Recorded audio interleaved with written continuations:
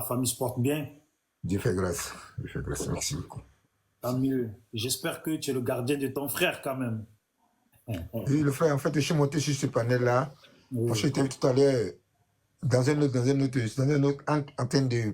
en train de faire passer mon message, ma pensée que je fais depuis fort longtemps avec mes frères ivoiriens. Ouais. Je leur dis comme ça que quand tu es ivoirien, que moi, j'ai pris une habitude à un moment de ne pas parler de la politique avec quelqu'un tant qu'il ne connaît pas son village. Ouais. Pas sa nationalité, tant qu'il ne connaît pas son village. Je te dis, je viens de faire que je viens de Soromandjou. Tu me dis, si je sens que tu es ivoirien et que ton village est dans les 322 km, 322 462 km, je commence à parler de la politique avec toi. Parce que je sais que tu es mon frère. Si ça chauffe là, on va s'entendre. On va se frapper, mais on va s'entendre. Parce que je sais que dans ton village ici, nous sommes d'ici, on va s'entendre. Je me vois mal en train d'entrer chez moi quand je vois mes frères ivoiriens assis, en train de méditer, tandis que d'autres personnes sont en train de parler, sont en train de causer avec certaines personnes qui ont à peu près des noms à consonance ivoirien, mais qui ne sont pas d'ici. Ça me touche beaucoup. Parce que ceux-là, c'est mes frères. Ceux-là, c'est mes parents. Je n'ai pas d'autre pays, c'est pas cette terre-là. Et j'ai dit souvent, mes amis, je ne suis pas là pour voir qui est ivoirien, qui n'est pas ivoirien. Je sais que mon village est ici. Si tu penses qu'il y a ton village ici, toi, on peut parler de la politique ivoirienne. Mais le mal des Ivoiriens ici aujourd'hui, c'est que n'importe qui s'invite dans la politique ivoirienne. Et n'importe qui s'élève ici ivoirien. Ça fatigue. On ne peut pas s'en sortir comme ça. Aujourd'hui, on veut aujourd'hui décider de notre avenir, choisir les présidents à nos places. Si nous nous entendons, ça sera mieux pour nous. Et je demande toujours à mes frères, si je connais ton village, on parle politique. Je ne connais pas ton village, je ne parle pas politique avec toi. Et je t'ai vu véhiculer ce message-là. Nous sommes des frères. Nous sommes des frères. La Côte d'Ivoire, c'était la nation. On avait atteint déjà la nation. J'étais une fois dans un cas comme ça, puis je viens un enfant. Je revenais comme ça pour la première fois de Korogo, parce que je fais des Korogo, je les fais qui. J'étais allé me faire soigner à Korogo, je ne connais pas mon village. Ça allait 4 fois comme ça dans mon village, de mon existence. Je revenais, il y avait un enfant. Excusez-moi, j'ai rien à l'enfant, mais monsieur, il y avait ta... Ça y est, vous savez, on doit se dire la vérité. Aujourd'hui, dans les panels des pro-Gbagbo comme les pro-Ado, tout le monde tape le cœur. Tout le monde tape la poitrine. Parce qu'aujourd'hui, ils sont tous devenus des gros gorilles. Ils ont des choses à se démontrer. Donc, c'est pour ça que j'ai mis ce thème-là pour qu'on en parle. Parce que il est clair et net que quand on explique que Gbagbo a été condamné d'une peine de 20 ans et que par rapport à cette peine-là, il ne peut pas se présenter, moi je pense que c'est de la lâcheté et c'est de la peur. Il faut dire les choses comme on doit le dire. Je le répète bien, c'est de la lâcheté et c'est de la peur. Parce que normalement, quand vous avez condamné une personne de 20 ans et puis il est au pays, soit vous le mettez en prison, ou que vous le relâchez, ou que vous en terminez avec ça. C'est soit la personne, il a fait appel de sa condamnation, et puis par rapport à l'appel, il est en liberté provisoire. Le temps que arrive le nouveau procès, pour voir clair dans tout ça. Mais on ne peut pas condamner une personne de 20 ans, et puis il est en liberté, une liberté qui n'est pas provisoire, il est en liberté, sans contrôle judiciaire, et puis rien du tout, il est là. Ça n'existe pas. C'est soit tu es passé au tribunal, et puis on t'a condamné, tu as fait appel de la condamnation, et en cela, tu peux être en liberté provisoire, sous contrôle judiciaire, avec des interdictions, peut-être, de ne pas quitter la Côte d'Ivoire, ou de ne pas atterrir à Abidjan, toutes sortes d'interdictions, qui fait que la personne doit respecter certaines règles. Vous voyez? Donc, je le dis parce que des fois, dans les panels, j'entends des gens qui ne sont jamais passés en justice, qui ne connaissent rien de la justice, et puis qui viennent, qui parlent, qui étalent leur pensée personnelle, leur intelligence, qui est seulement leur intelligence personnelle, ils font les savants. Mais pour ceux qui savent un peu au niveau de la justice, je pense que... Et puis, je pense que les pro-Ado sont des musulmans. Moi, pour ce que je sais de la religion musulmane, on dit que c'est une religion de paix. pour ce que je sais de la religion musulmane, on dit que c'est une religion de paix. C'est une religion où on demande à ce que chacun puisse aimer son frère, être comme ça en cohésion avec son frère bien sûr humain. Donc, je ne peux pas comprendre que des gens de cette religion qui acclament partout, qui proclament partout la paix, le vivre ensemble, l'amour de chaque individu, aujourd'hui ils en arrivent à être là, à faire des réactions, des comportements de division, des comportements qui ne peuvent que aller dans le sens du désordre et du conflit au niveau du pays. Parce que dans le sens où nous allons là, nous allons vers l'avant. Et cet avant, ce que cet avant nous réserve, nous ne savons pas vraiment la réalité de ce que cet avant nous réserve. Pour beaucoup, comme moi, je vois et puis dans ma perception, je me dis que ce qui va arriver ne va pas être bon pour la Côte d'Ivoire. Mais comme disent les pro-Ado, les pro-Gbagbo ont toujours parlé et puis à la fin, ils n'ont rien vu. Comment ils appellent ça déjà? Les adversaires, en tout cas, les adversaires politiques ont toujours parlé et puis ils n'ont rien vu. Donc eux, ils restent sur ça en se disant que les gens ne vont rien produire, ils ne vont rien créer. C'est souvent le mot qu'ils utilisent. Que les gens de Gbagbo tapent poitrine pour rien, ils ne vont rien créer. C'est que des gens qui parlent pour rien. Que les adversaires politiques ne vont rien créer, ils parlent pour rien. Vous voyez, je pense que ce n'est pas comme ça. Ce n'est pas comme ça qu'on essaye de vivre, de mettre en place le vivre ensemble. Je pense que pour le vivre ensemble, on doit pouvoir aller dans le sens de la paix. Alassane, ça fait bientôt 15 ans qu'il est au pouvoir. Il a fait plus que ce qu'il devait faire. Et puis, comme il a changé la constitution, il peut encore se présenter. Et ça fait une fois de trop. Ce que les gens de Gbagbo demandent, c'est le match retour. Oui, après 2010 et les blessures qui leur ont laissé des cicatrices dans le cerveau, dans le cœur, eux, ils demandent match retour. Je pense qu'Alassane a trop gouverné pour pouvoir accepter ce match retour. Pourquoi aujourd'hui on trouve des excuses? Non, Gbagbo a une peine de 20 ans, et puis Gbagbo ci, Gbagbo ça. Les gars, Gbagbo a des gens qui le suivent au niveau du pays. Ce n'est pas 100 personnes, ce n'est pas 200 personnes, ce n'est pas 1000 personnes, ce n'est pas 2000 personnes, ce sont des millions de personnes, des milliers de personnes qui suivent Gbagbo. Donc ces gens-là, ils demandent à ce que ce soit leur leader, vous le mettez en prison, ou qu'il puisse avoir le droit de pouvoir se présenter aux élections de Côte d'Ivoire, parce que jusque-là, au niveau de la loi, à part votre loi à vous, il n'y a rien qui ne l'empêche de se présenter. Donc aujourd'hui, pour mes frères qui sont des adhérents de PPACI ou qui disent que leur leader est Gbagbo, eux ils disent que si le nom de Gbagbo n'est pas sur la liste là, le pays va aller en ginzin. Vous les gens de Ado, vous savez souvent ce qui me fait mal.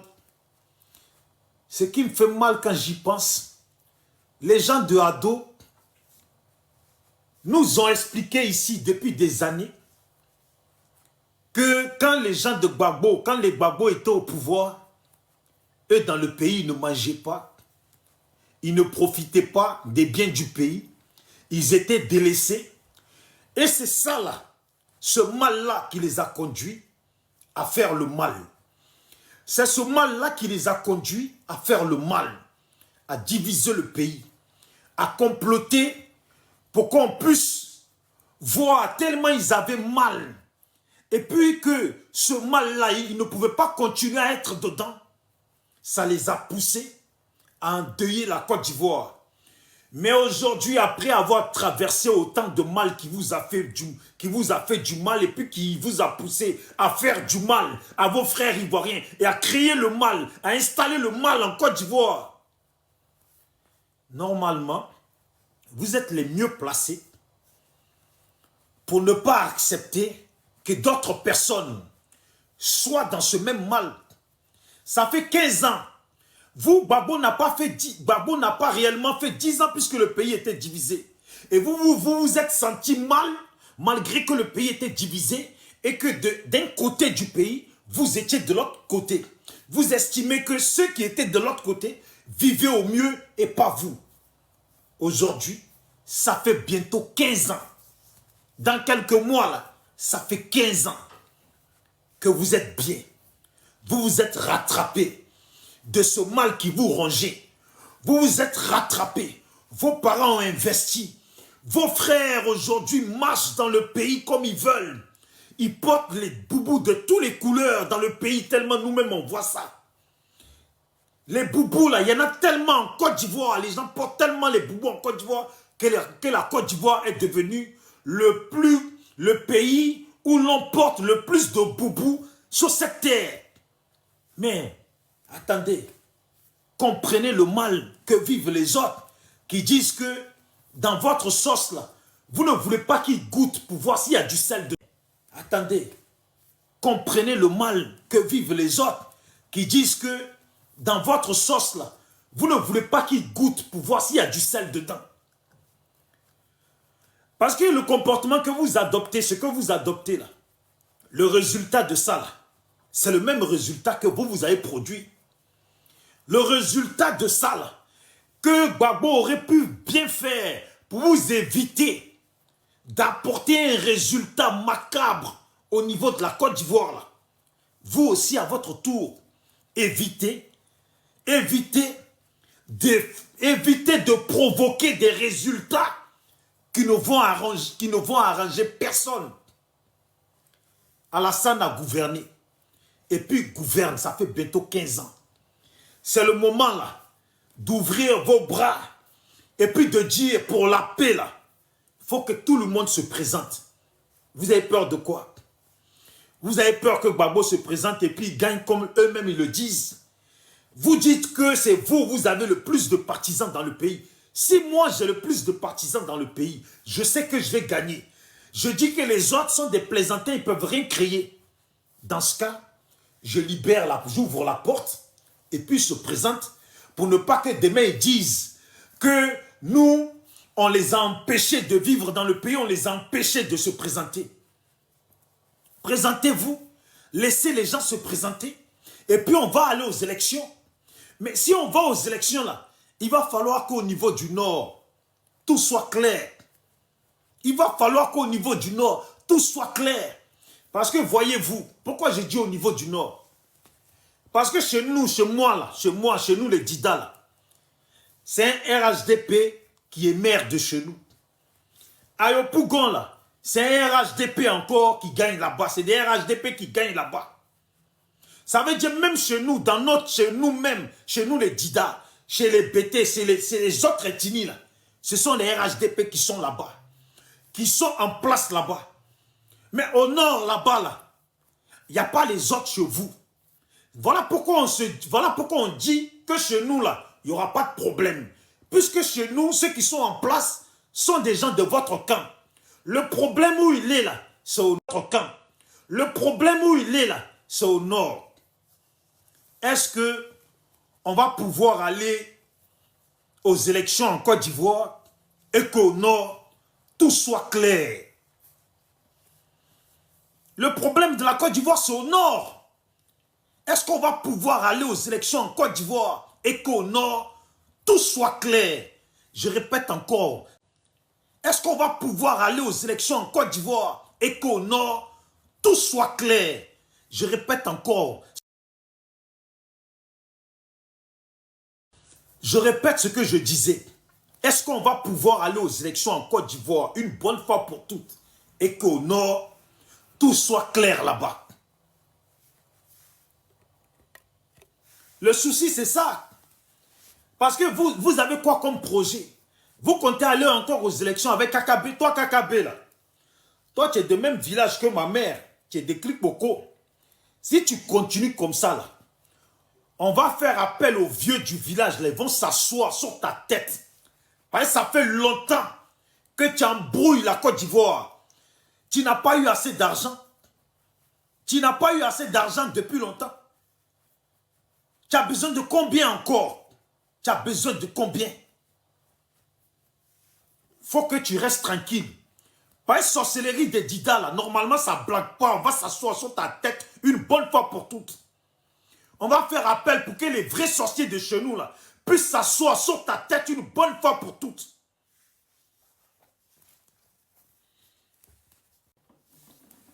C'est ça. Hein? Moi, je fais ce direct pour qu'on soit clair. Arrivera un moment où on ne sera plus dans la situation de faire des directs. Il y a des choses qui ne sont pas bien au niveau du pays. Et puis vous, qui pleurez hier, que le pouvoir là, vous ne mangez pas dedans là, qu'on vous a délaissé. Aujourd'hui, ça fait bientôt 15 ans. Ça ne vous dérange pas que d'autres pleurent. Ça ne vous dérange pas que d'autres se sentent mal dans le pays. Vous êtes toujours les premiers à vous expliquer que votre leader est le meilleur, que votre leader est le meilleur président en Afrique. Comment on peut être le meilleur président en Afrique quand il y a autant d'ethnies dans un seul pays et puis il y a l'ethnie, il y a une seule ethnie qui est en place, qui se sent bien dans ce pays et puis les autres sont en train de manger du goudron. Les autres sont en train de manger du goudron pendant qu'une seule ethnie se sent bien. Cette ethnie s'explique que tout va bien. Mais quand nous on appelle, ce n'est pas le résultat, ce n'est pas le même rendu qu'on a avec les nôtres. Ce que vous témoignez, ce n'est pas ce que les nôtres nous expliquent. Ou les nôtres sont aliénés, ne sont pas bien dans la tête. Ils ne vivent pas dans le même pays là avec vous. Il y a tellement de choses qui se passent dans le pays. Des gens qui viennent, qui prennent des magasins des gens, qui s'assoient dessus, et puis qui expliquent aux personnes à qui ils ont mis à l'amende que ces personnes ne vont rien faire. S'ils veulent qu'ils appellent la police, qu'ils vont où ils vont rien faire. Vous pensez que c'est comme ça qu'on peut dire que tout va bien dans le pays? On en est à un point où les gens disent aux autres, j'ai pris et puis tu vas faire quoi? Va à la police, va où tu veux, tu ne vas rien faire. Voilà à quoi on est arrivé maintenant en Côte d'Ivoire. Des gens qui se font prendre des milliards et puis qui se battent, qui ont les preuves de leur argent volé. Et ça ne va nulle part. Voilà dans quoi nous sommes aujourd'hui en Côte d'Ivoire. Je comprends, on dit toujours, celui qui mange à sa faim, celui qui est heureux dans sa vie, à qui tout profite, il dira toujours que tout va bien. Il dira toujours que tout va bien. Quand les autres expliquent que ça ne va pas là, lui il dira toujours que tout va bien. Parce que lui, quand il arrive, il se sent en sécurité. Le pouvoir, il se sent bien dedans. La vie, il est bien dans la vie. Quand lui, il vend, il fait son commerce, tout marche. On l'arnaque pas. Personne vient lui mettre des coups de pression. Tout va bien. J'ai parlé avec des frères qui m'ont dit au temps de Gbagbo, c'était comme si, c'était comme ça. Nous, on n'avait pas si. Ils prenaient l'argent, ils vivaient leur vie. Nous, on n'avait rien. Voilà pourquoi j'interviens et je le dis. Est-ce que vous trouvez normal qu'aujourd'hui, ce n'est pas seulement que les gens de Gbagbo, mais c'est la plupart, une bonne partie de la Côte d'Ivoire, certains pleurent des arnaques qu'on fait dans leur vie, sur leurs biens, on casse des magasins et puis on chiffre des... Comment on peut faire des loyers des magasins à 1 million de francs CFA et puis voire plus dans un pays où les gens ne sont pas bien, ne s'en sortent pas bien.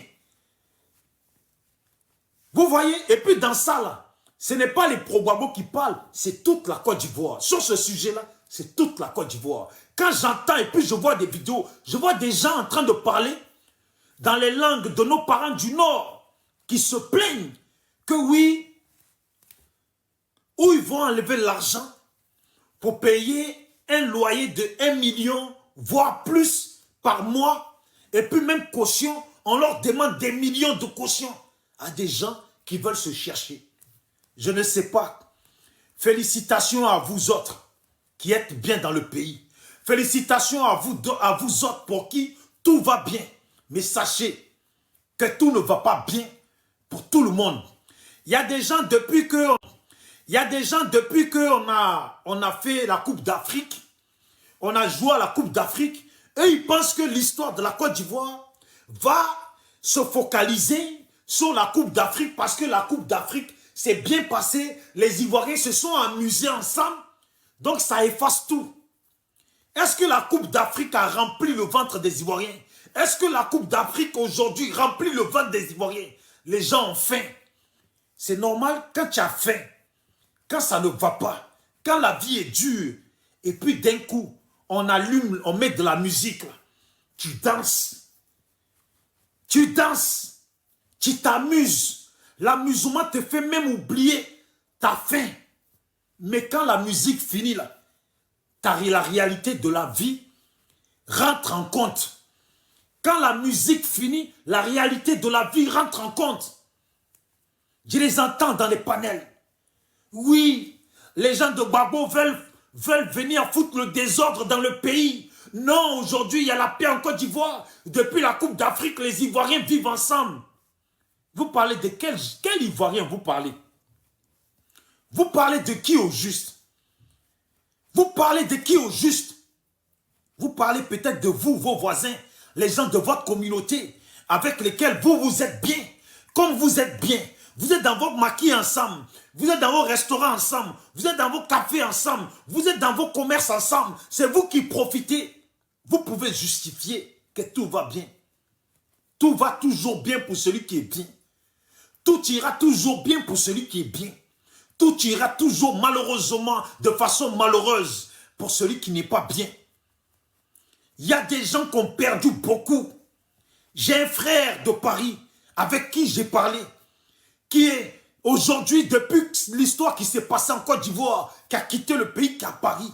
La dernière fois on parlait, il m'a raconté ses soucis. Qu'au pays là, il avait son studio d'enregistrement. Il était propriétaire de plusieurs magasins. Il avait ses maisons. Tout lui a été enlevé.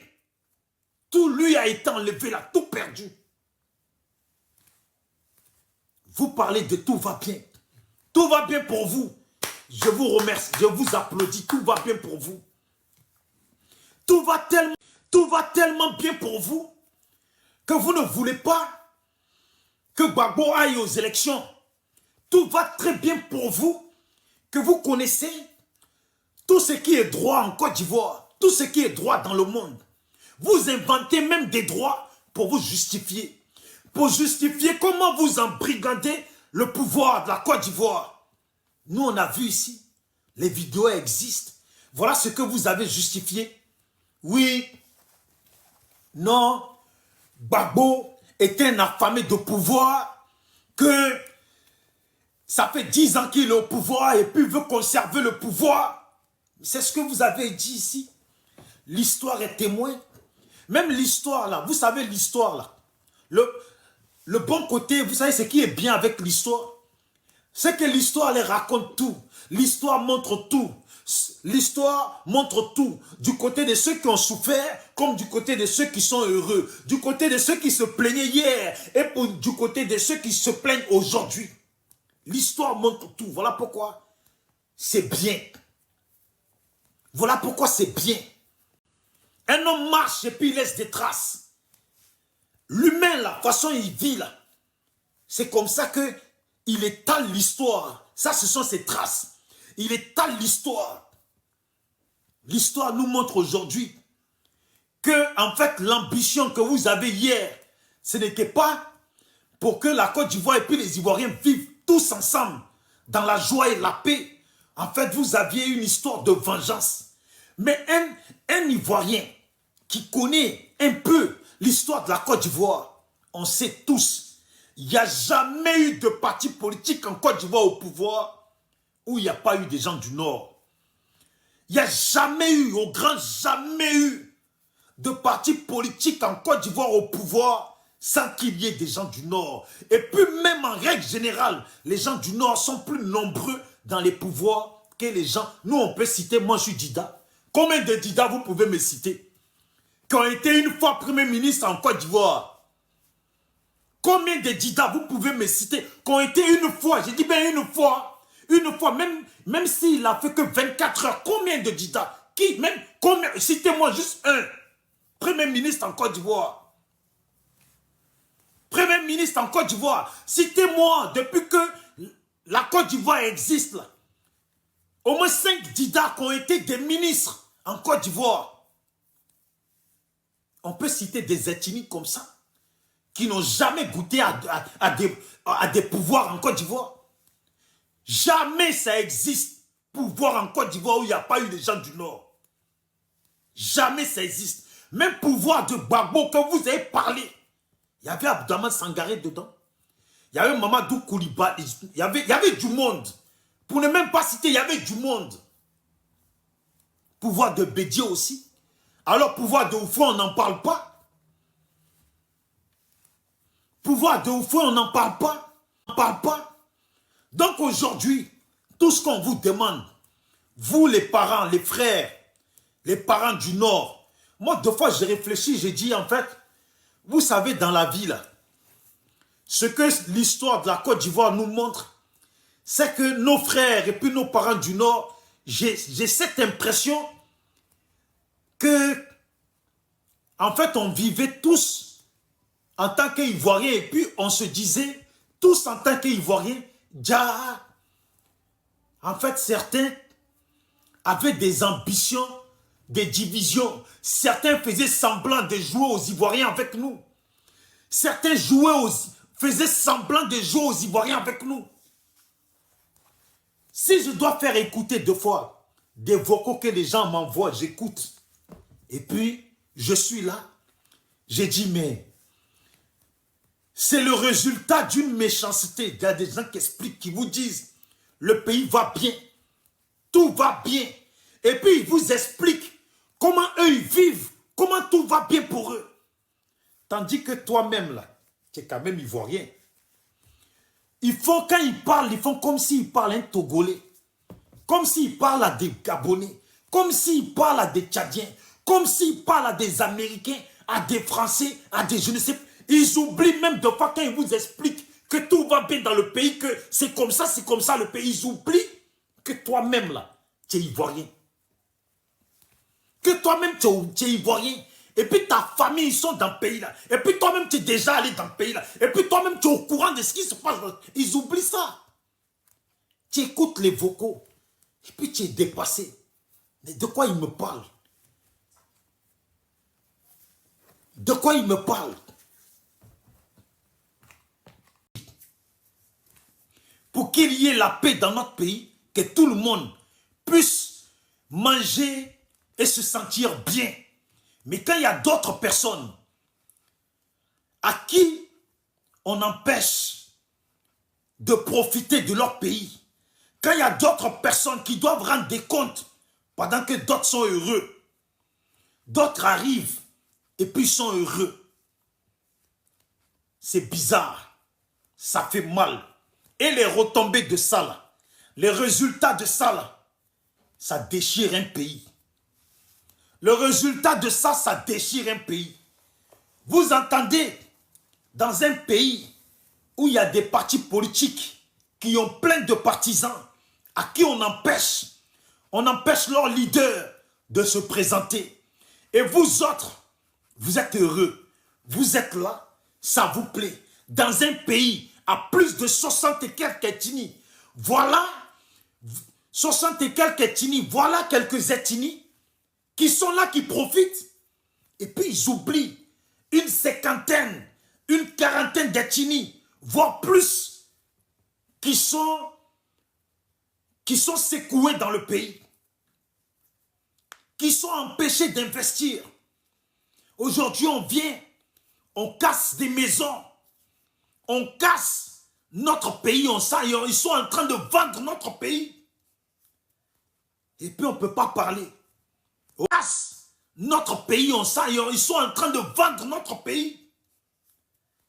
Et puis j'ai tapé pour voir si entre la Côte d'Ivoire et le Liban, il fallait visa pour pouvoir voyager en Côte d'Ivoire. Peut-être que je peux me tromper. Mais là, c'est marqué les 40 pays suivants exigeant que les ressortissants du pays Liban demandent un visa électronique avant de voyager. Et puis moi, je vois les pays qui sont dedans, les pays qui demandent visa. Je vois qu'il y a la Côte d'Ivoire dedans. Je ne sais pas, pour les gens qui sont allés au Liban, vous les Ivoiriens, mettez en commentaire, est-ce que entre le Liban et la Côte d'Ivoire, il y a visa? Parce que souvent, Internet là, dit des choses. Moi, je ne suis pas quelqu'un qui me fie à 100% à ce que dit Internet. Est-ce qu'entre le Liban et la Côte d'Ivoire, il faut visa ou il ne faut pas de visa? Parce qu'on m'envoie des vidéos depuis ce qui se passe là-bas chez eux là. Ce qui se passe là-bas chez eux là. On m'a envoyé des vidéos de l'aéroport de Côte d'Ivoire. Paquet de gens que je vois là. Paquet de Libanais que je vois là. La question que je me pose, c'est parce qu'il n'y a pas visa qu'ils ont la facilité comme ça de venir en paquet comme ça chez nous. Moi, je le dis et je le répète. Notre Côte d'Ivoire, là, on a déjà assez de problèmes. Je me rappelle avoir vu un documentaire sur eBay quand il était en prison à Paris.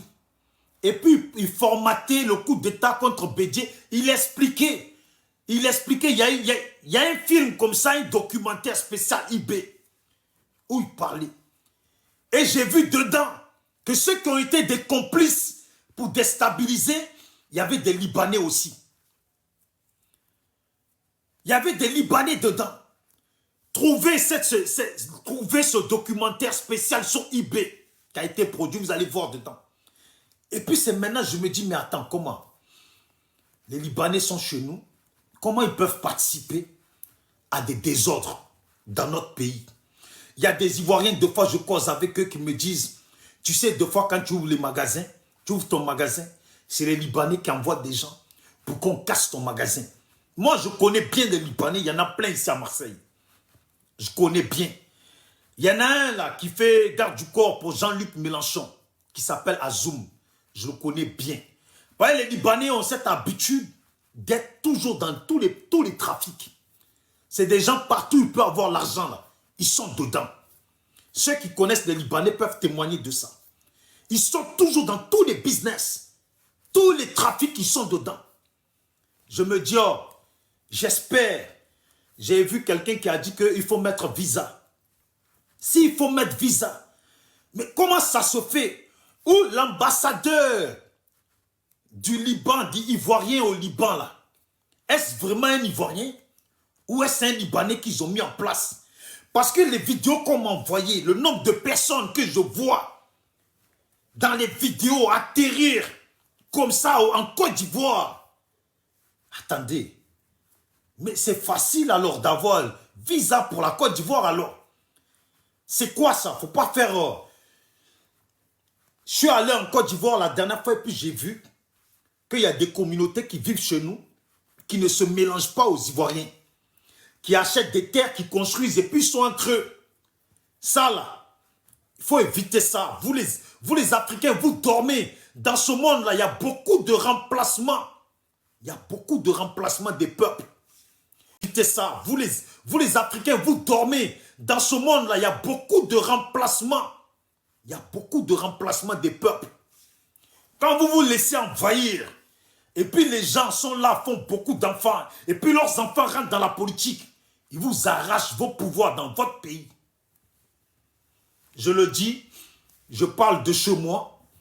Je ne parle pas du Liban, je parle de chez moi, la Côte d'Ivoire. J'ai quand même le droit de parler de chez moi, la Côte d'Ivoire. Personne ne peut m'empêcher de dire ce que je pense par rapport à ce que je vois au niveau de mon pays, la Côte d'Ivoire.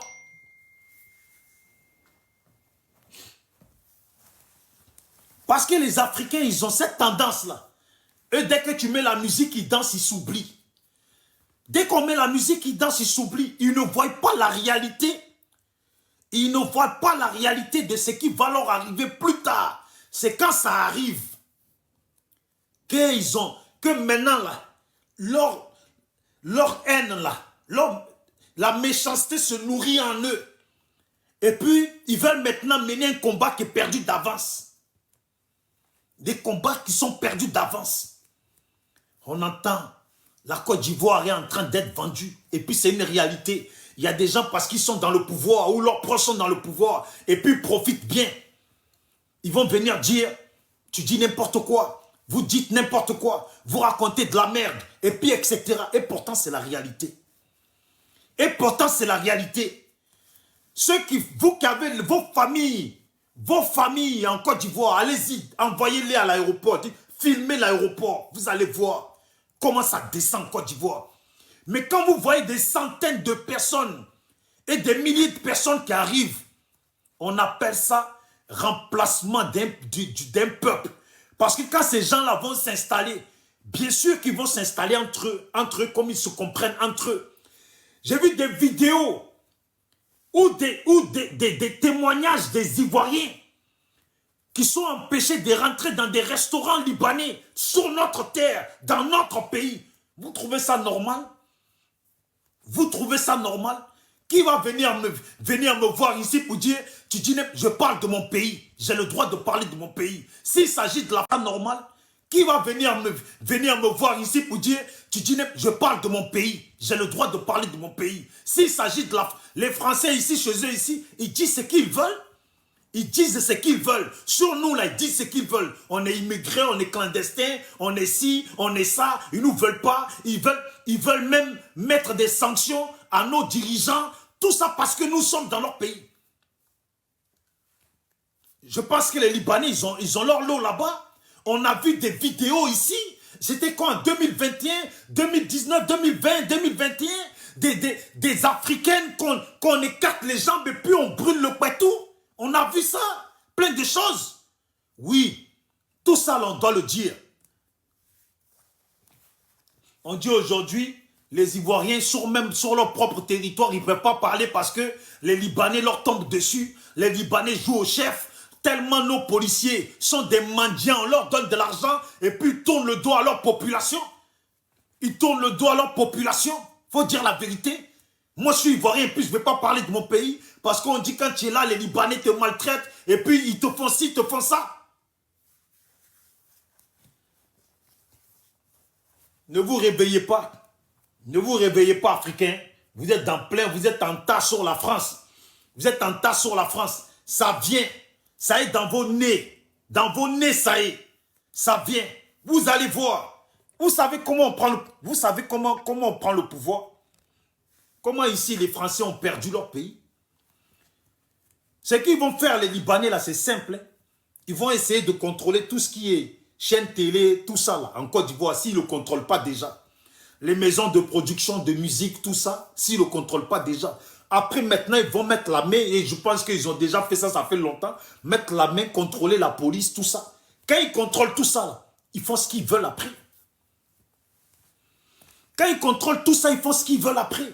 À partir de là, là l'Ivoirien ne peut pas parler. Il faut dire la vérité. Moi qui viennent chez moi, là, qui viennent en Côte d'Ivoire, ça fait longtemps, certains sont là, qui viennent en Côte d'Ivoire, qui viennent pour vivre en cohésion et respect avec les nôtres. C'est tout. Parce que ce qui se passe dans leur pays à l'heure actuelle, humainement, de façon humainement, là, je ne peux pas être contre des gens, parce qu'il y a les miens aussi, quand ça n'allait pas, qui sont venus en exil. Qui sont venus en exil, qui sont allés en exil dans d'autres pays. Tout ce que je demande, que ce soit les miens ou les gens qui viennent chez moi, qu'on vive chez les autres avec respect. On vive chez les autres avec respect. Mais quand on entend que les gens mettent les bâtons dans les roues aux nôtres, bien sûr que ça ne passe pas. Bien sûr que ça ne passe pas. Aujourd'hui, qu'est-ce que les Ivoiriens aujourd'hui reprochent aux autres Africains? Ça veut dire qu'on arrive à parler. Les proados là aujourd'hui, ils arrivent à dire que les Burkinabés doivent quitter la Côte d'Ivoire, Maliens doivent quitter la Côte d'Ivoire, Guinéens doivent, leurs propres frères noirs doivent dégager de la Côte d'Ivoire. Puis tu vas les écouter, ils applaudissent d'autres personnes. Je le répète bien, que les gens viennent chez moi Parce que moi, je suis de la mentalité d'Oufoué. Oufoué, il appelait les gens à venir en Côte d'Ivoire, travailler, gagner leur vie, mais toujours dans l'intention de respecter les Ivoiriens, de bien se comporter avec les Ivoiriens. Oufoué, le vieux Oufoué, lui, c'est mon champion. Voilà pourquoi j'aime bien le PDCI. C'est par rapport uniquement à Oufoué. Il y a les vidéos de Oufoué qui sont là. L'histoire est là. Il appelle les gens, venez nombreux. Venez, la Côte d'Ivoire, il y a de la place, venez. C'est un bon pays, un pays d'accueil. Mais il faut respecter les Ivoiriens. Est-ce qu'on a le droit de demander ça? Est-ce qu'on a le droit de demander ça? Moi, quand les miens, ils vont, je ne sais pas, quand ils vont, que ce soit en Algérie, au Maroc ou au Liban ou peu importe, quand ils arrivent là-bas, ils essayent de bien se comporter. Et puis, je le dis, s'il y a des miens qui vont dans des pays et puis qui se comportent mal et qui sont maltraités, c'est normal. C'est normal. Quand tu es chez les autres, tu te comportes bien. C'est la moindre chose qu'on peut souhaiter. C'est la moindre chose qu'on peut souhaiter. Donc ce que je veux pour les miens, je veux que les gens qui viennent chez moi respectent aussi les miens. Vous voyez, ma grande sœur, je n'ai pas dit ma cousine, ma grande sœur, son père, c'est un Libanais. Voilà. Malgré ça, là, je dis qu'il faut que quand les Libanais sont chez nous, ce qu'on entend chez nous, là, moi je suis contre ça. Marcher sur les Ivoiriens, les empêcher d'être bien dans leur propre pays, je ne suis pas d'accord avec ça. C'est tout. Si des Libanais, si les Ivoiriens vont au Liban et puis se comportent mal, je ne serai pas d'accord avec ça. Si les Libanais les traitent mal, ils auront mérité ça. Point.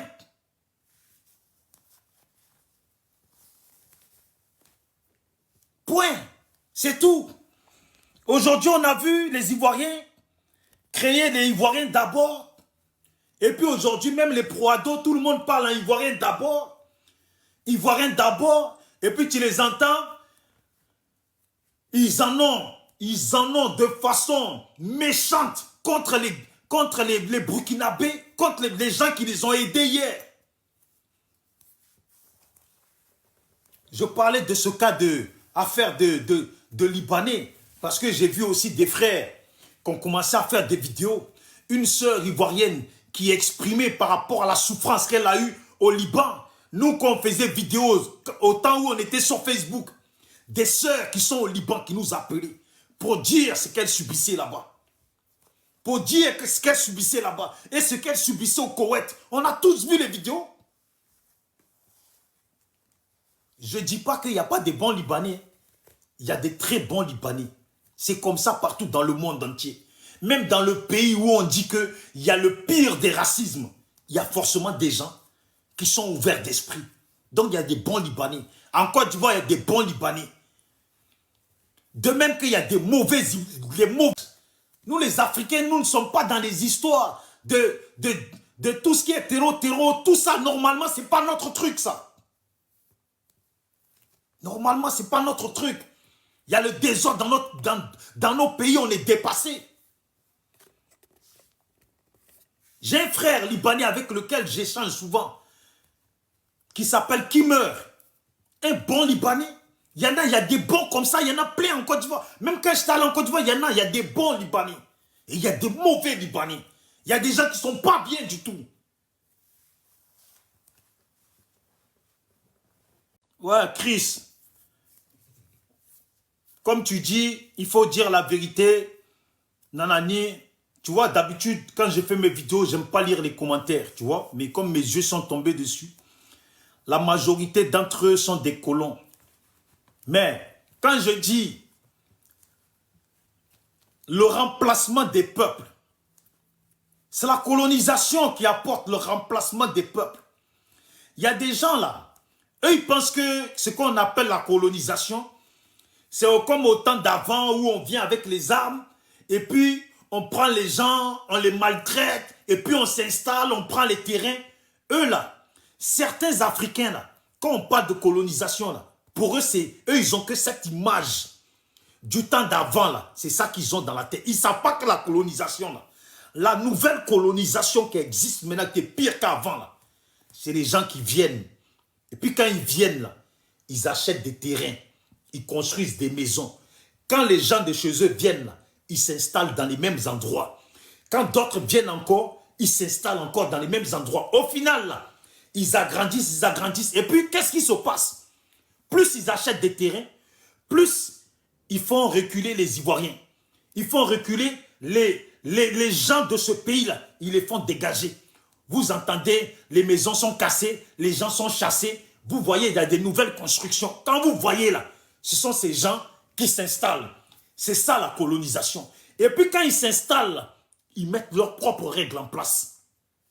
Ils mettent leurs propres règles en place. Ils sont entre eux. Vous êtes dans le même pays avec eux, vous ne savez pas ce qu'ils manigancent. Vous ne savez pas ce qu'ils manigancent.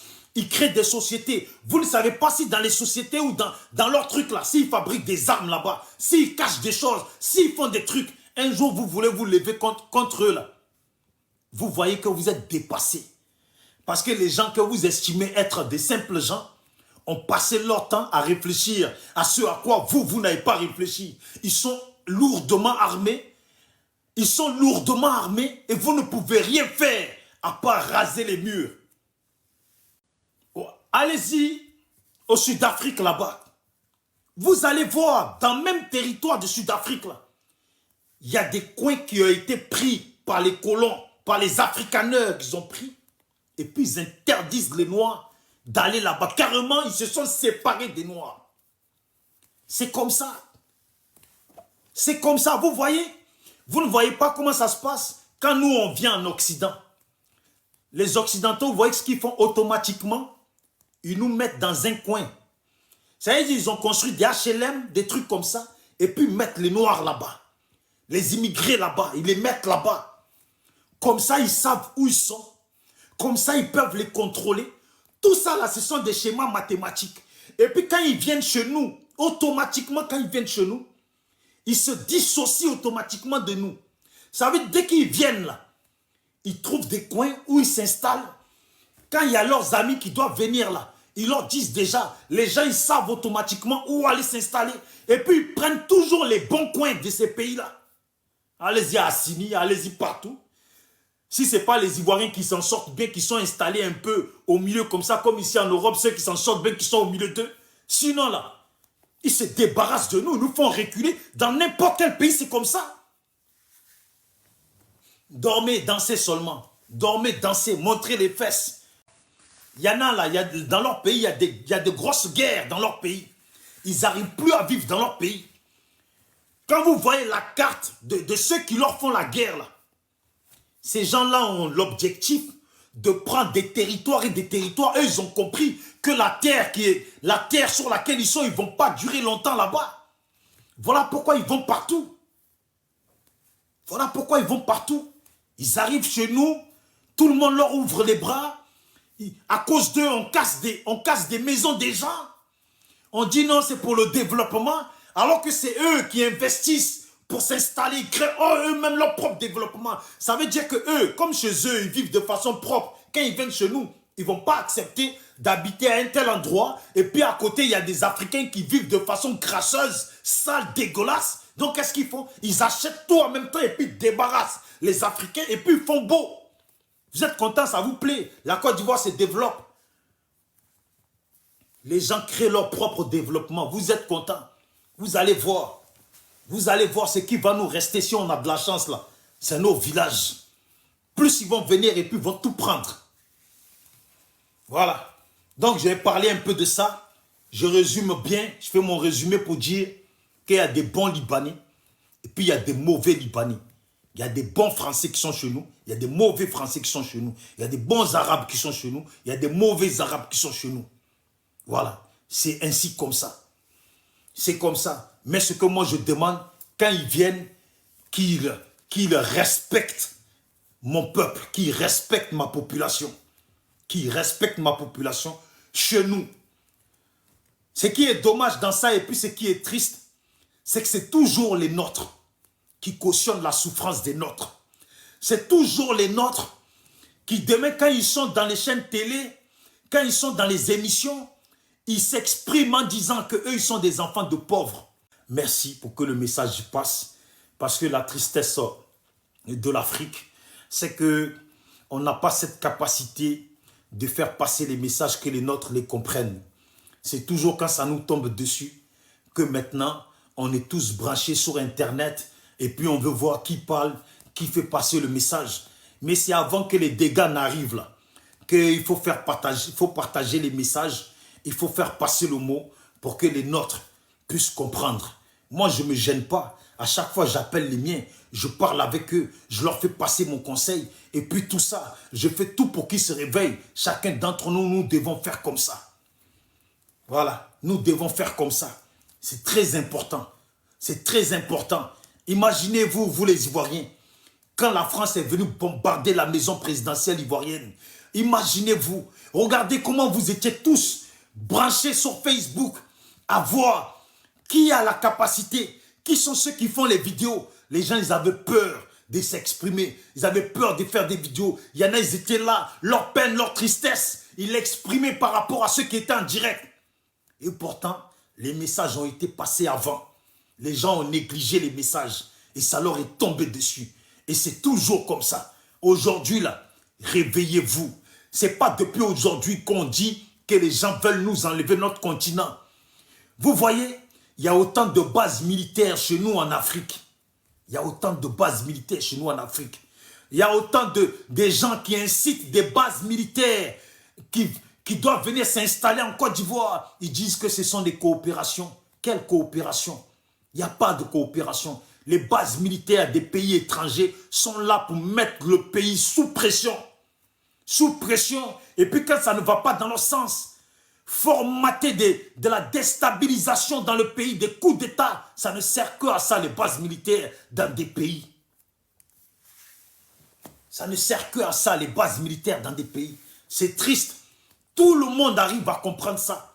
Les pays arabes arrivent à comprendre ça. Sauf les pays noirs. Sauf nous les noirs. On est dans l'ambiance. On est dans tout le temps. Les blancs ils nous ont compris depuis longtemps. Regardez. La plupart des plus grands musiciens, ce sont que des noirs. La plupart des joueurs de foot sont que des noirs. Mais dans les bonnes sociétés qui régissent le monde, comment on dirige le monde, là où il faut être pour diriger le monde, là. Et ils ont pris ça pour eux.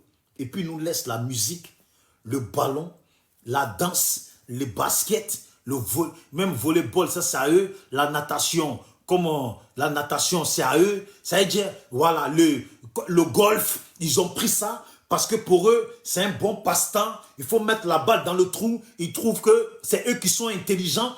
Parce qu'il faut être intelligent, il faut bien calculer pour pouvoir jouer au golf. Il y a un peu de noirs. Et puis aujourd'hui, maintenant, ils ont mis des noirs dans tout ce qui est tennis. Parce que les noirs ont les jambes, ont les cuisses pour ça. Ils ont les bras, ils peuvent taper dans la balle. Mais quand on parle de toutes les autres choses, de tout ce qui est satellite, tout ce qui est scientifique, tout ce qui est truc, tout ça, là, ils prennent ça pour eux. Quand un noir veut rentrer dedans, hein, il lui complique la vie, complique la vie. Il faut vraiment qu'il soit solide pour rester dans cette branche-là.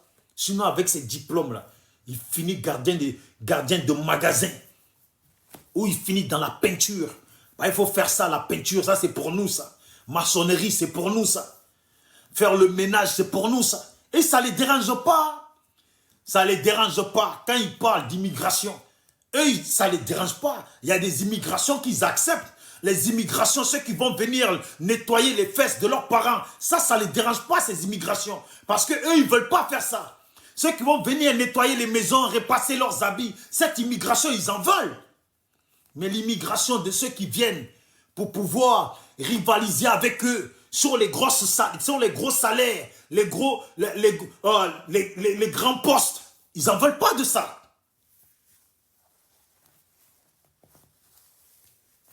C'est bien ça, le problème de nous.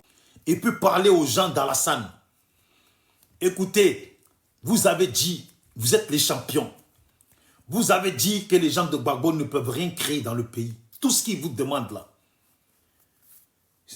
Mettez la candidature de Gbagbo. Vous n'êtes plus à un temps à expliquer midi 14 à faire les mathématiques. Vous n'êtes plus à un temps à faire les mathématiques. Vous êtes à un temps, ça fait 15 ans bientôt, vous êtes au pouvoir. Vous vous êtes engraissés. Tant pis pour ceux qui n'ont pas profité parmi vous. Tant pis pour eux. Mais maintenant, on est au temps où vous devez maintenant laisser tout le monde se présenter.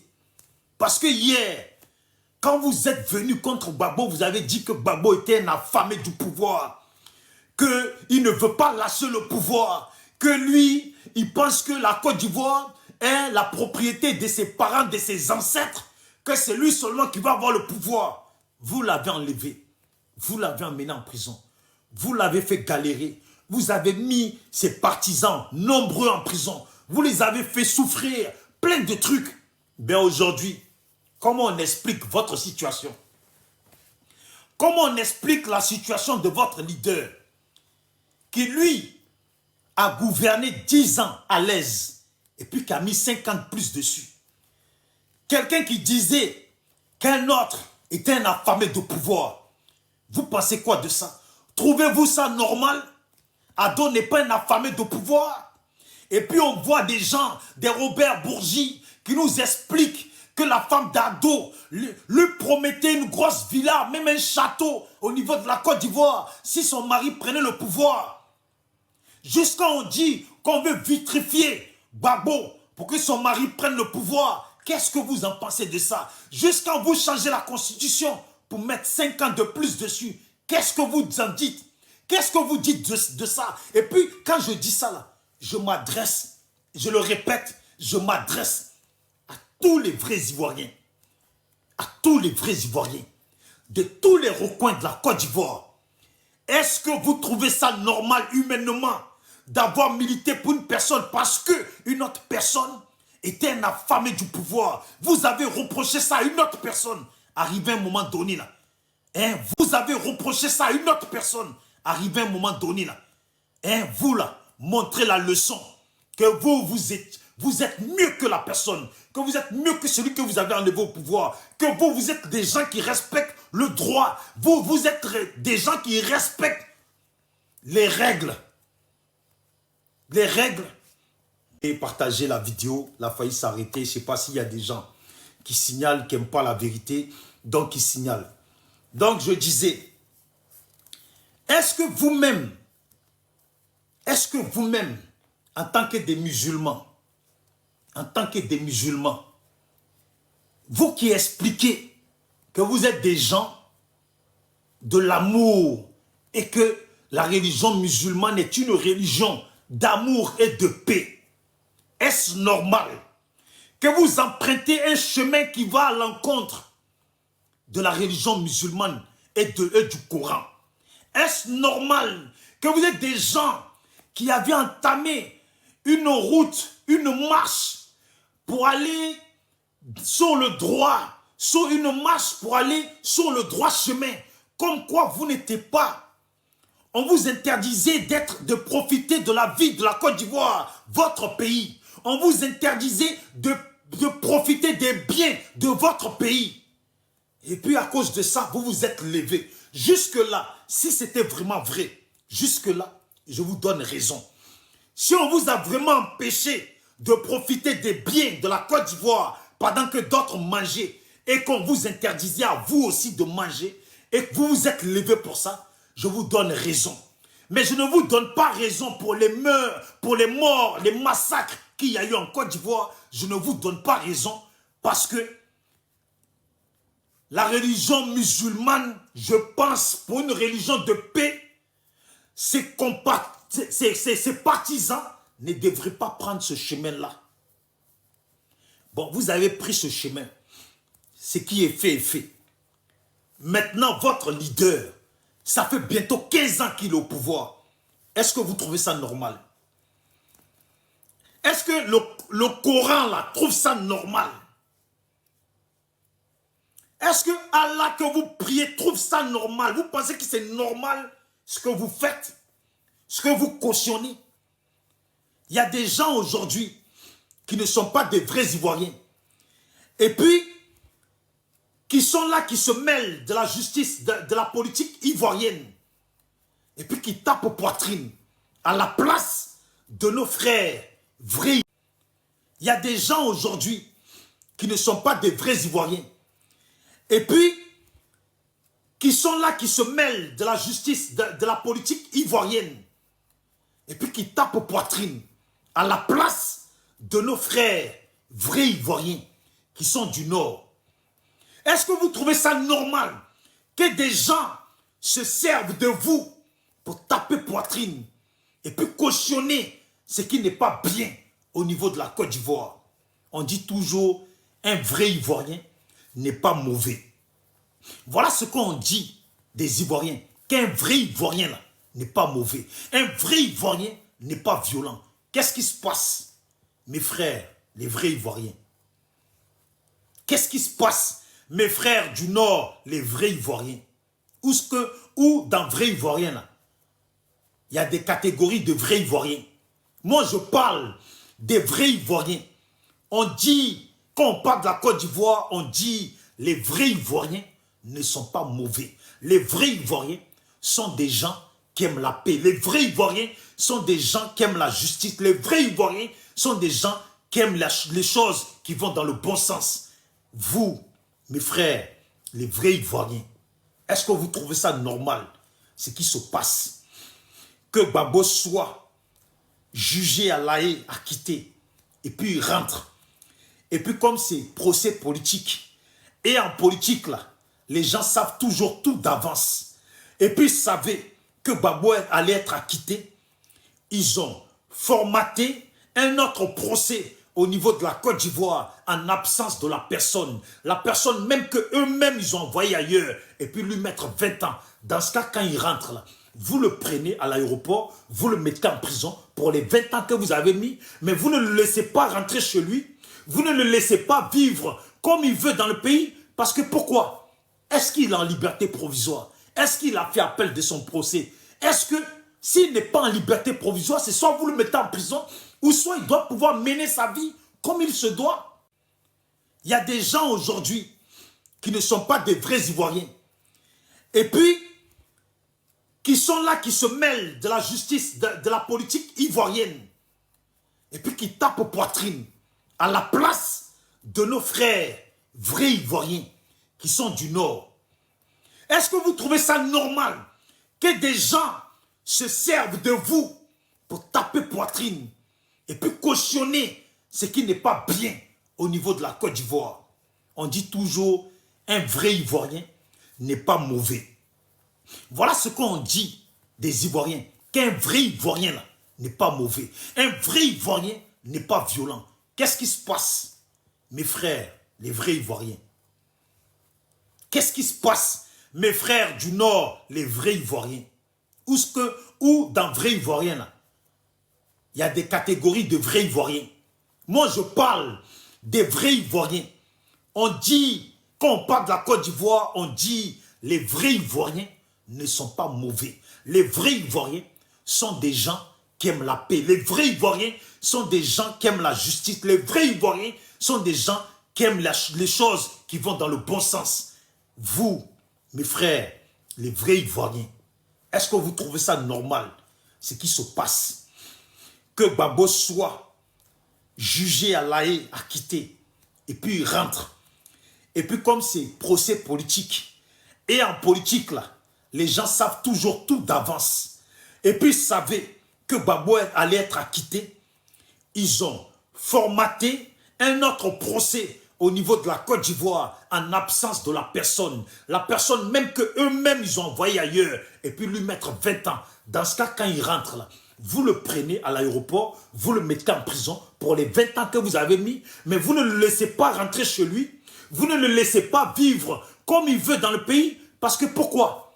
Est-ce qu'il est en liberté provisoire? Est-ce qu'il a fait appel de son procès? Est-ce que s'il n'est pas en liberté provisoire, c'est soit vous le mettez en prison, ou soit il doit pouvoir mener sa vie comme il se doit? Vous trouvez ça normal? Est-ce que vous trouvez ça normal? Je m'adresse aux vrais Ivoiriens. Je m'adresse aux vrais Ivoiriens et je le répète. Ça ne me dérange pas ce que pense une personne qui n'est pas vrai Ivoirien. Parce qu'une personne qui n'est pas vrai Ivoirien, qui voit que lui, son mangement, c'est du côté d'Alassane, là. Ça ne me dérange pas. C'est normal qu'il fonctionne comme ça. Mais vous, les Ivoiriens, À qui appartient la Côte d'Ivoire? Vous les Ivoiriens, qui êtes obligés de vivre avec vos frères ivoiriens. Suis-je le gardien de mon frère? Voilà ce qu'on pose comme question. Suis-je le gardien de mon frère? Vous les vrais Ivoiriens, êtes-vous les gardiens de vos frères Ivoiriens? Est-ce normal ce qui se passe? Est-ce normal qu'aujourd'hui, la parole divise, des comportements divisent des vrais Ivoiriens? Un Ivoirien doit être le gardien de son frère. Suis-je le gardien de mon frère? Êtes-vous les gardiens de vos frères et de vos sœurs? Trouvez-vous ça normal que des étrangers chez nous vivent mieux chez nous que nous-mêmes Ivoiriens? Est-ce normal que des étrangers vivent mieux en Côte d'Ivoire que des Ivoiriens, vos frères? Pourquoi n'êtes-vous pas les gardiens de vos frères? Pourquoi n'êtes-vous pas les gardiens de vos frères?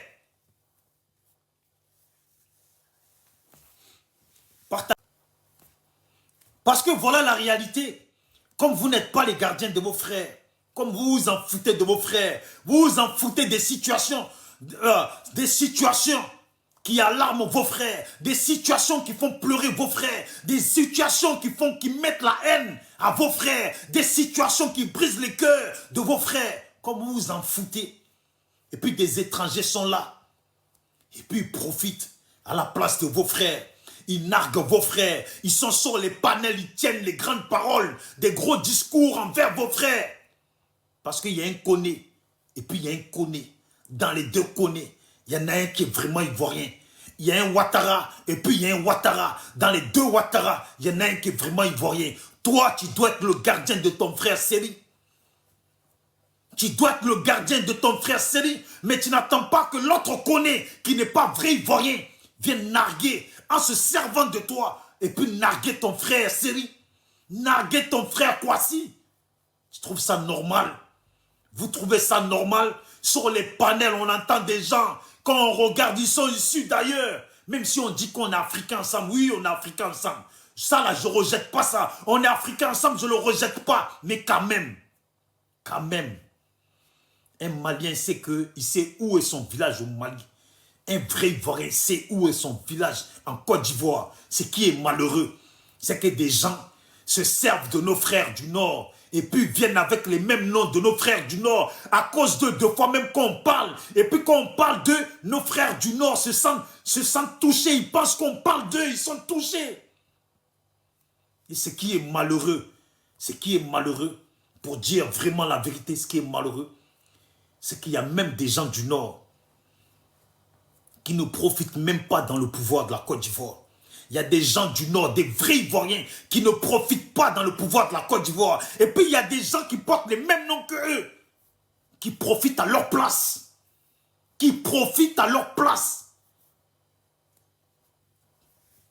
Pourquoi n'êtes-vous pas les gardiens de vos frères? Pourquoi n'êtes-vous pas les gardiens de vos frères, de votre sœur, de vos sœurs ivoiriennes? C'est pas bien. C'est pas bien. C'est pas bien. Vous savez, frères, pourquoi n'êtes-vous pas les gardiens de vos frères, de votre sœur, de vos sœurs ivoiriennes? C'est pas bien. C'est pas bien. C'est pas bien. Vous savez, si demain la Côte d'Ivoire part en désordre, toi, mon frère de Séguéla, ou de mon frère Jimini, mon frère Sénoufo, mon frère Koyaka, et puis j'en passe. Si tu dois fuir, tu te retrouveras étranger dans un pays où les personnes qui portent les mêmes noms que toi te traiteront d'étranger chez eux. Te traiteront d'Ivoiriens d'étrangers chez eux. De la même façon que si vous fuyez avec vos frères Séri Digbe Kwasi, vous allez vous retrouver chez les autres et puis vous traiteront d'étrangers. Ils seront sans pitié avec vous. Parce que eux, par rapport à leur nom, par rapport à ton nom, eux, ils sauront que eux, ils sont vrais Maliens. Eux, ils sont vrais Guinéens. Eux, ils sont vrais Sénégalais. Toi, tu es étranger. Toi, tu es un Ivoirien. Et puis, ils parleront. Tu te rappelleras de quand ils étaient chez toi. Et puis, toi, tu les as favorisés plus que les tiens.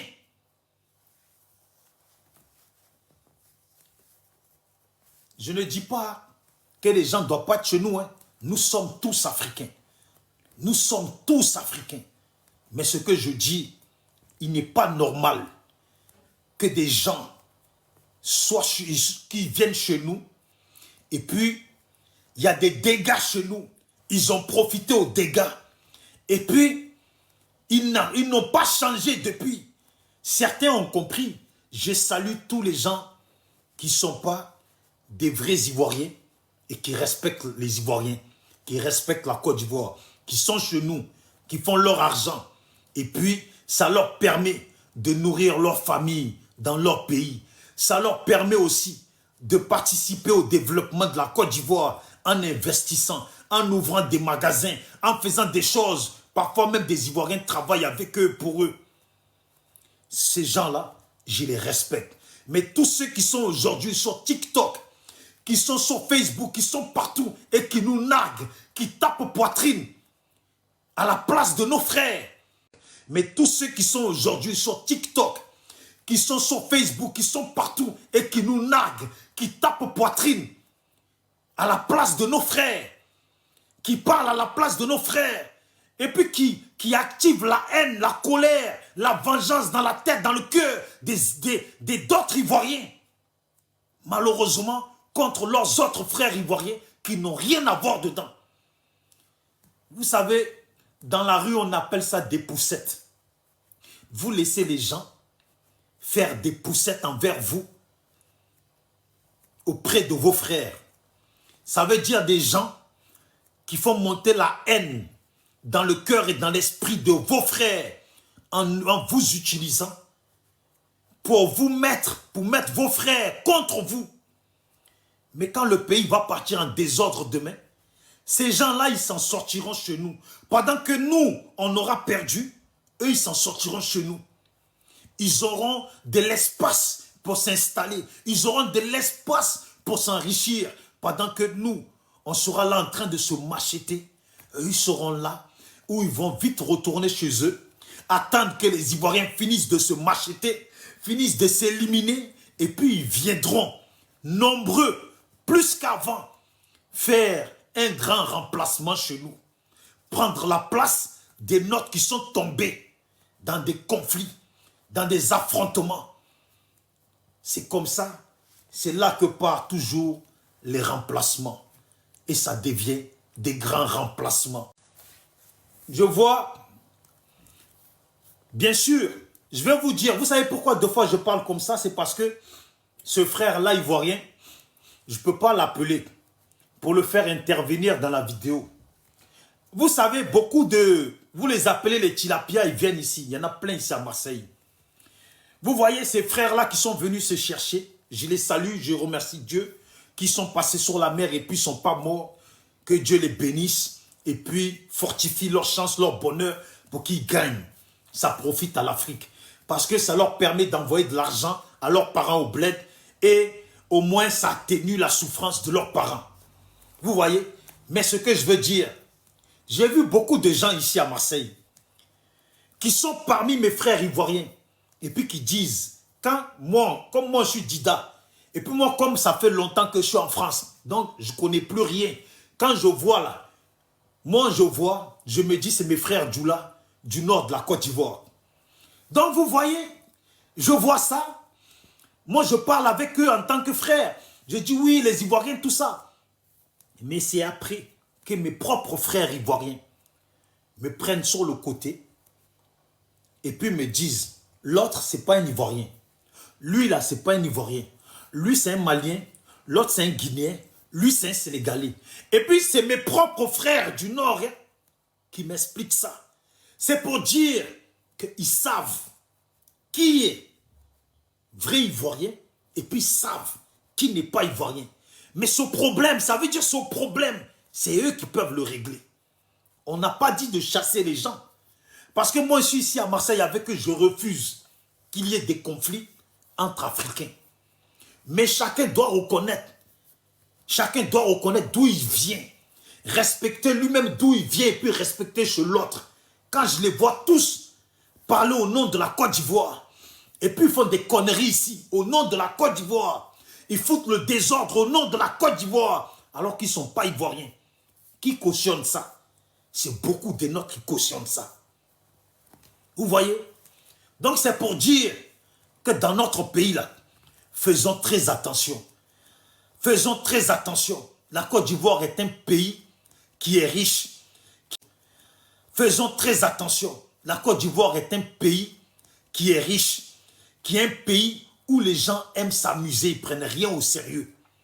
Il y a des gens là, quand ils nous voient en train de plaisanter, en train de rigoler, se disent, mais attends, ils ont un grand pays comme ça dans la main, un pays riche, un bon pays, et puis ils négligent.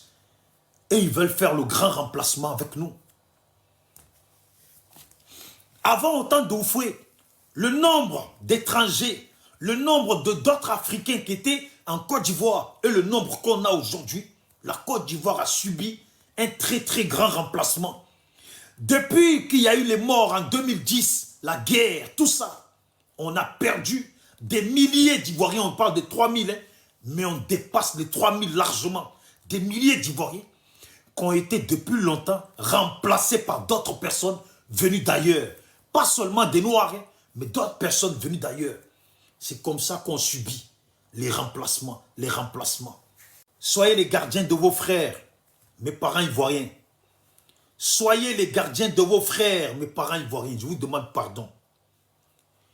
Vous savez, quand vous avez déjà traversé une guerre dans un pays qui n'a pas si duré que ça, si la guerre revient encore là, elle dévaste le pays.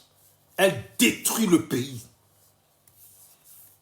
Elle détruit le pays. N'oubliez pas ça. La Côte d'Ivoire a besoin que les Ivoiriens vivent tous dans la paix. Si vous ne voulez pas que Gbagbo se présente, ce que je vous demande, à vous les frères, les vrais Ivoiriens, ce que je vous demande, c'est de faire en sorte qu'Ado aussi ne se présente pas. Avant, vous avez dit que vous n'avez pas profité. Je ne sais pas si c'est vraiment vous, nos vrais parents ivoiriens, qui avez tenu ce discours, ou si c'est des gens qui ont tenu ce discours à votre place. Parce que moi, étant ivoirien, ce que je sais de la Côte d'Ivoire, il n'y a jamais eu un pouvoir en place en Côte d'Ivoire où il n'y a pas des gens du Nord. On peut citer tant de ministres qui sont issus du Nord, qui sont issus des ethnies du Nord. Vous voyez? Donc là, ne laissez pas des mensonges diviser, détruire le pays.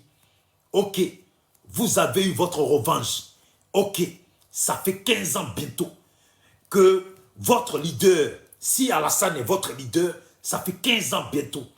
Il faut passer à autre chose. Si Gbagbo ne doit pas être candidat, soyez les gardiens de vos frères. Soyez sur le droit chemin en tant que des musulmans. Ado là, il a assez fait. Il a assez fait. C'est mieux qu'il ne soit pas candidat aussi. Comme ça, on est clair. Gbagbo n'est pas candidat. On sort de l'étape des vieux. RHDP présente un candidat. Les Gbagbo vont se démerder à présenter un candidat. Et puis on part sur du renouveau. RHDP présente un candidat. Les Gbagbo vont se démerder à présenter un candidat. Et puis on part sur du renouveau. Si un RHDP a gagné, on repart sur du renouveau. Si un mec, mais par contre dans ça, il va falloir régler le problème du Nord. Ne faites pas semblant, comme si le problème du Nord n'était pas un réel problème en Côte d'Ivoire. Parce que les autres populations ont du mal à se faire voter au niveau du Nord. Les autres populations ont du mal à envoyer leurs représentants au niveau du Nord. C'est pour ça que je vous demande, soyez les gardiens de vos frères. Soyez les gardiens de la nation ivoirienne, s'il vous plaît. Les frères, c'est nous faut. N'exprimez pas la méchanceté envers vos frères du Nord. Les frères Koyaka, les frères Dimini, les frères, n'exprimez pas la méchanceté envers vos frères ivoiriens. Nous avons toujours vécu ensemble. Je ne me rappelle pas autant d'Oufoué où les gens vous ont dénigré. Je ne me rappelle pas autant de Bédié où les gens vous ont dénigré. Parce que dans le pouvoir de Bédié, il y avait des gens du Nord Si vous avez été dénigré, c'est que en complicité avec des gens de chez vous. Nous les Didans, ce n'est pas encore plein dans le pays. Il y a plein d'autres ethnies dans le pays qui ne se plaignent pas ou qui se plaignent dans le silence. On ne les entend pas. Ils se plaignent dans le silence parce qu'ils n'ont jamais été dans les pouvoirs. Soyez les gardiens de... Soyez les gardiens de vos frères. Quand je vois, par exemple, une personne qui n'a pas de nom sur son truc et puis qui dit « Gbagbo a trop tué des nordistes ». Tu sais, il y a des nordistes là avec lesquels on parle. Nous-mêmes, on a des familles, on a des cousins, des neveux dont les mamans ou les papas viennent du Nord. Donc la réalité du Nord, là, on connaît ça aussi. On sait que pendant que les rebelles étaient au Nord, les rebelles ont fait beaucoup de mal au Nord là-bas. On ne peut pas faire porter le chapeau de ça à Gbagbo. Jamais les gens ils en parlent. C'est quand on est en solo, face à face comme ça, que les gens disent la réalité de ce qui se passait au Nord. Les rebelles ont fait beaucoup de mal aux gens du Nord. Ça là, arrivera un moment où vous allez parler de ça. C'est une réalité que vous n'allez pas cacher. Là, soyez toujours dans votre comportement de division. Dans votre comportement de division. Mais vous avez le Coran dans la main. Vous savez, même dans le Coran, c'est écrit. Chaque chose là, son temps passe. C'est écrit dans le Coran. Chaque chose là, son temps passe. Souvent, les musulmans, ils disent toujours, Allah, deux fois, il te fait subir les épreuves. Allah fait subir les épreuves aux guerriers. Souvent, quand je parle avec des amis musulmans, ils disent ça. Quand deux fois, ils traversent des situations difficiles, ils disent, Allah te fait souvent traverser des épreuves difficiles pour te montrer la réalité des choses et pour que plus tard, tu sois mieux formé. C'est vous les musulmans.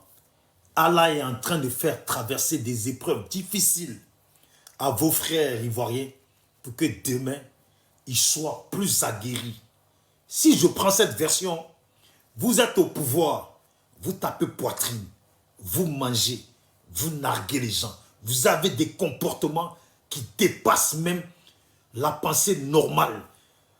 Vous adoptez des comportements qui nous dépassent. C'est pour ça que je dis bien, je ne sais pas. Parce qu'il y a beaucoup de gens du Nord qui ne sont pas dans ce comportement. Eux, ils sont plutôt pour le vivre ensemble en Côte d'Ivoire. Sauf qu'il y a des gens qui parlent à leur place. Il y a beaucoup de gens du Nord qui sont dans le vivre ensemble. Qui ne veulent que la paix, le vivre ensemble. Le vrai vivre ensemble. Et tellement ils n'interviennent pas sur des panels. Ils ne sont pas là à faire des vidéos, etc. Vous voyez? Voilà. Vous voyez qu'ils ne sont pas là à faire des vidéos, etc. Vous voyez? Ils ne sont pas là en train de faire des vidéos, mais qui sont pour le vivre ensemble. Pendant que d'autres font des vidéos, d'autres parlent à leur place, d'autres crient plus fort, et eux-mêmes ils regardent, ils n'en reviennent pas. De la façon dont certains font essayent de monter, de faire monter la haine, essayent de monter une haine qui va ravager le pays. Les musulmans disent, Allah fait traverser des épreuves difficiles pour te rendre plus aguerri. Ça fait 15 ans que Allah fait traverser des épreuves très très difficiles à d'autres Ivoiriens. Allah fait traverser des épreuves très difficiles à d'autres Ivoiriens qui sont en prison depuis 2010. C'est en train de les forger. C'est en train de plus que les forger. C'est mieux si vous êtes vraiment d'une religion de paix, une religion qui appelle au vivre ensemble. Je ne peux pas comprendre.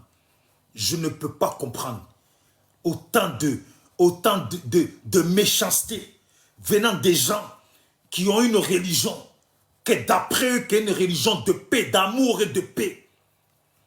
Il y a un frère, la dernière fois, j'écoutais un panel où il disait, regarde bien, en Afrique, là, c'est bizarre. Mais dans le Nord, Toujours les problèmes viennent du nord. Toujours les djihadistes, les terroristes viennent du nord. C'est toujours au nord qu'il y a les problèmes. Mais souvent, dans les pays africains, au nord, là, c'est toujours les musulmans qui sont au nord.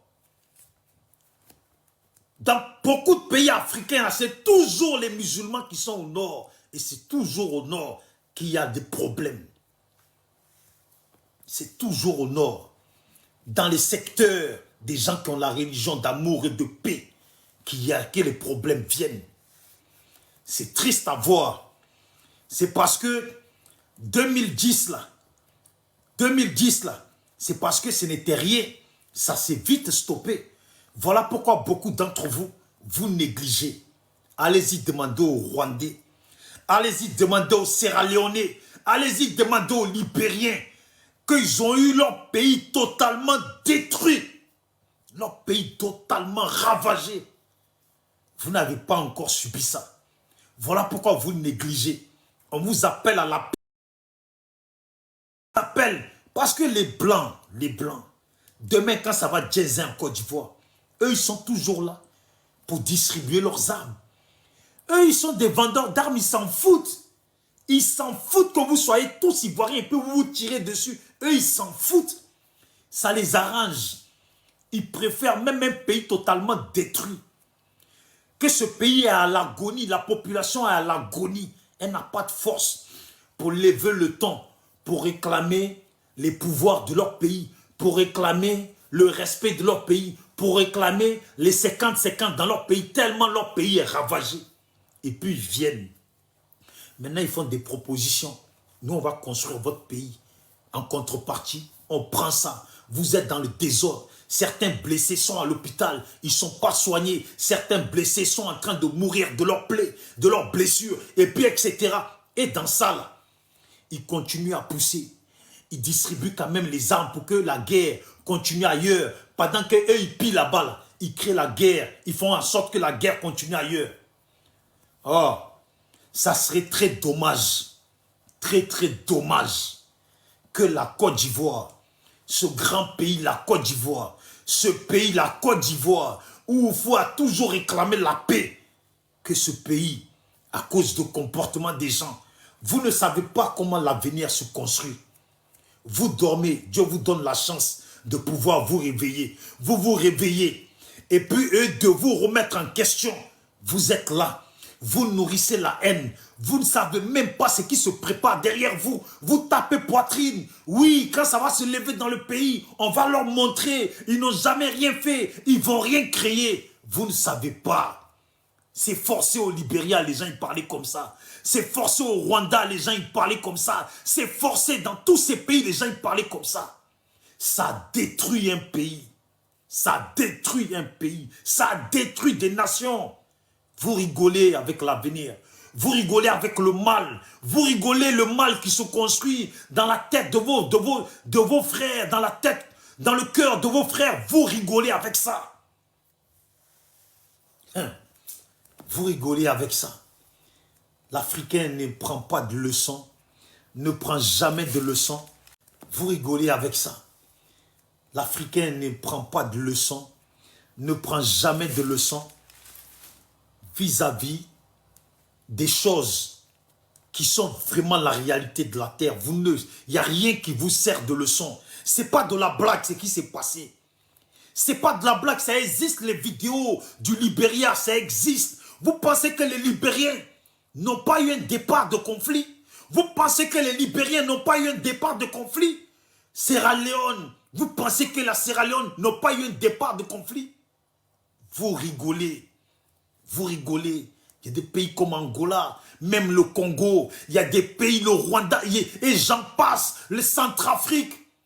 Vous rigolez avec l'avenir.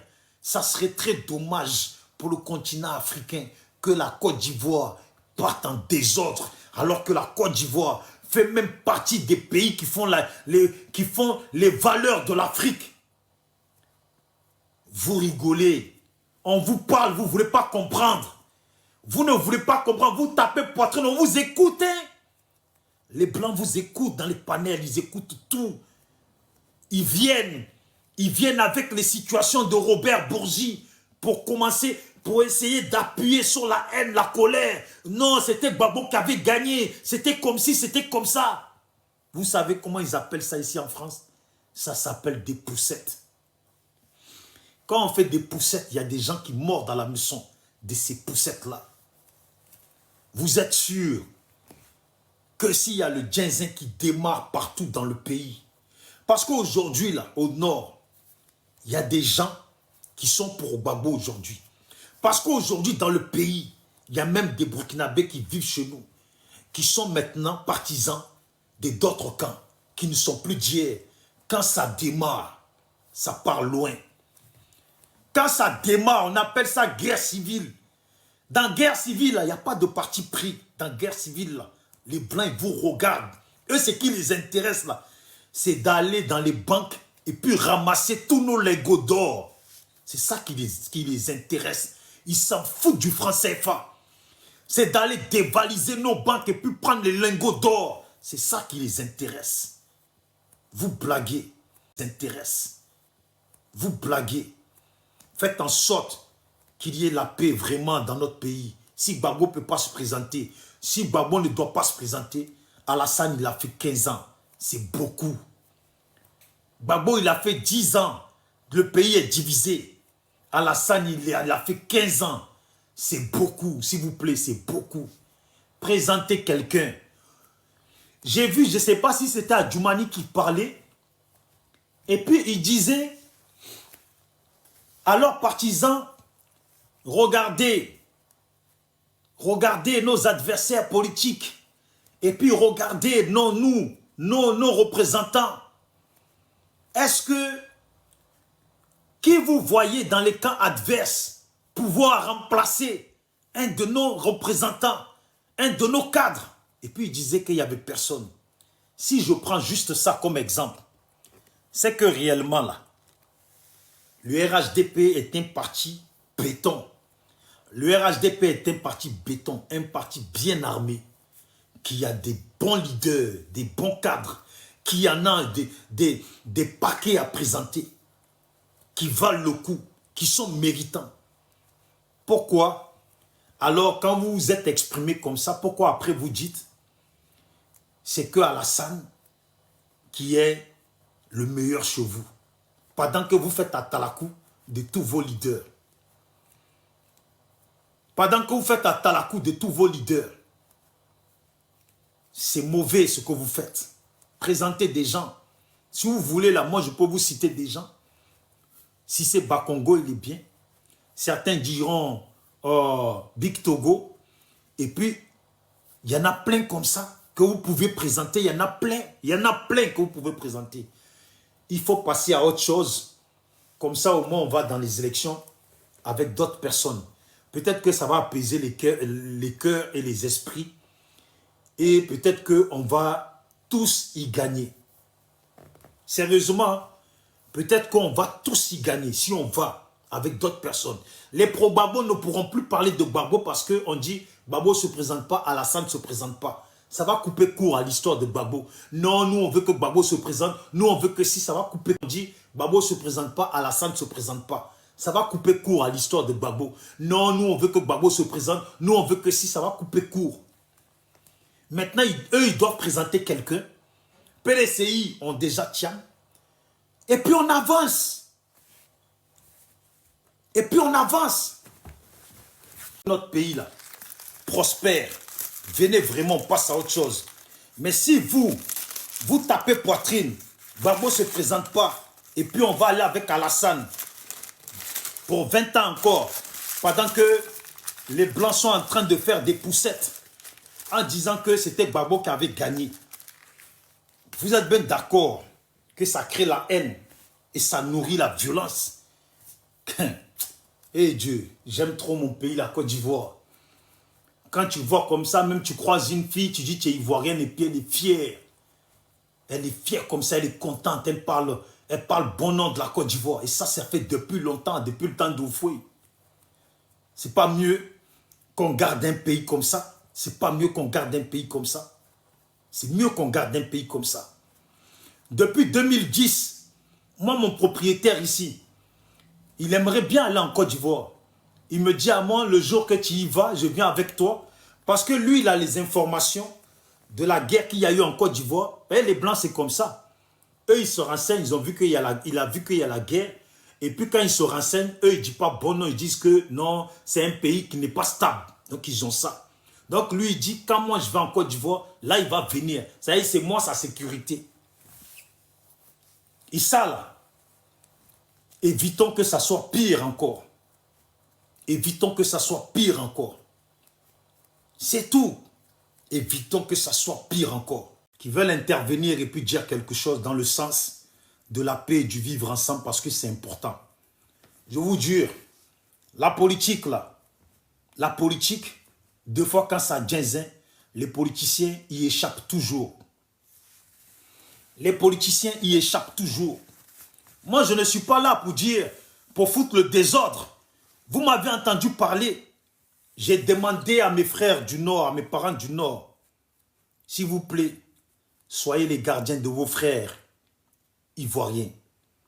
Et puis je demande aux miens d'être les gardiens de leurs frères du Nord.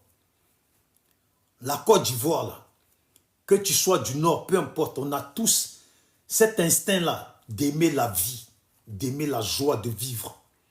Voilà pourquoi je ne comprends pas. Voilà pourquoi je ne comprends pas. De toute façon, vous êtes gamés. 2010, on n'a rien vu dans notre pays. Vous croyez qu'on a vécu quelque chose? On n'a encore rien vu. On n'a pas traversé ce que les Libériens ont traversé. On n'a pas traversé beaucoup. Et ça, là, je ne veux pas de ça en Côte d'Ivoire. Je ne veux pas de ça en Côte d'Ivoire. Parce que ça peut arriver. Et souvent, quand ça arrive, ce sont les façons des politiciens en place d'empêcher les autres de venir. C'est ça qui crée le désordre, qui détruit un pays. Vous le voulez, vous ne le voulez pas. Gbagbo a des partisans. Vous le voulez, vous ne le voulez pas. Le PDCI a des partisans. Vous le voulez pas. Gbagbo a des partisans. Vous le voulez, vous ne le voulez pas. Le PDCI a des partisans. Vous le voulez.